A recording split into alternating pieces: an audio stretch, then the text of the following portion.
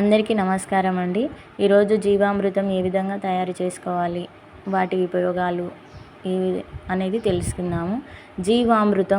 జీవామృతం అంటే జీవం అంటే లైఫ్ అంటే సూక్ష్మజీవులకు అవసరమైన ఆహారాన్ని, వాటికి కావలసిన వాతావరణాన్ని కల్పించి పెంపొందించడం అంటే ఎక్కువగా వృద్ధి చేయడమే దీని యొక్క జీవామృతం యొక్క ముఖ్య ఉద్దేశం.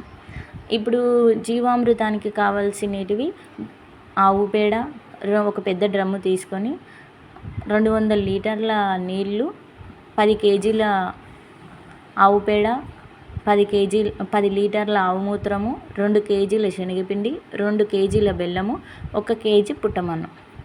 ఇవి కొలతలండి. ఇప్పుడు ఇవి పోసిన తర్వాత మనం సూక్ష్మజీవులు 1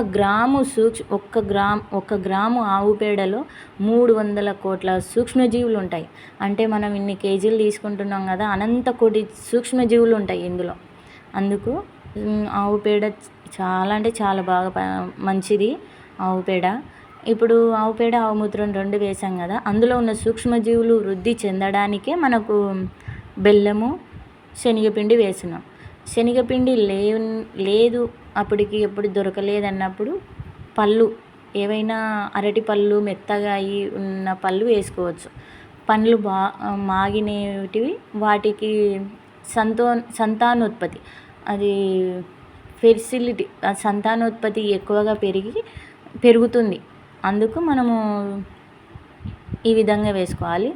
తర్వాత పుట్టమన్ను వేసుకోవాలి. పుట్టమన్నులో సూక్ష్మజీవులు ఉంటాయి.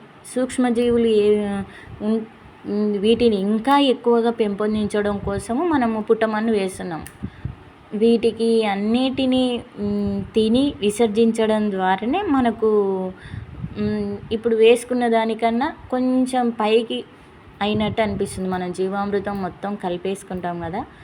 ఇప్పుడు ఇవన్నీ కలిపిన తర్వాత మనము పొద్దున కలిపేసి మళ్ళీ సాయంత్రం కలిపి వీటన్నింటిని క్లాక్ వైజ్గా తిప్పి పొద్దున్న తిప్పి సాయంత్రము మరునాడు 3 రోజులు తిప్పేసి అట్లాగే పెట్టాలి.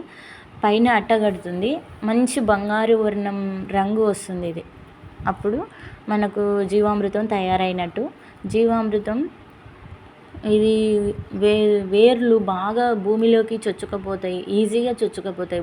పొలంలో పారించేటప్పుడు తేమగా ఉండేటట్టు చూసుకోవాలి. జీవామృతము ఎట్టి పరిస్థితుల్లో ఎండ ఉన్నప్పుడు పారించకూడదు. ఇందులో ఉన్న సూక్ష్మజీవులు చనిపోతాయి. చాలా మంచి రిజల్ట్ వస్తుంది. పారించిన వారం రోజుల లోపలనే మనకు మంచి రిజల్ట్ వస్తుందండి.